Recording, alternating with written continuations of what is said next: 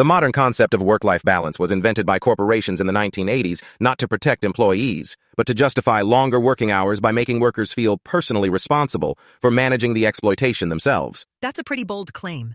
I've always thought work-life balance was about taking care of my personal life and having time for myself. Exactly. That's what they want you to think. But in reality, it's a clever way to shift the blame from the company to the employee, making you feel guilty for not being able to manage your time effectively. But don't companies care about their employees' well-being and want to help them have a better life outside of work? If that were true, they would not be expecting employees to be constantly available and responsive to work-related matters outside of work hours, essentially making them work longer hours without paying them overtime. I never thought of it that way.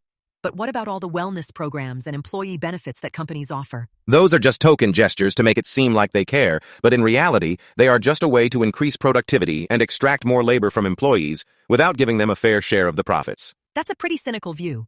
But what about employees who are able to achieve a good work-life balance and are happy with their jobs? Those employees are the exception rather than the rule, and even they are often unaware of the ways in which they are being exploited, such as through unpaid overtime or the blurring of boundaries between work and personal life. I'm not sure I agree with you, but it's definitely given me something to think about. That's all I'm asking for. Just think critically about the system and don't blindly accept the status quo, because once you start to see the truth, you can't unsee it.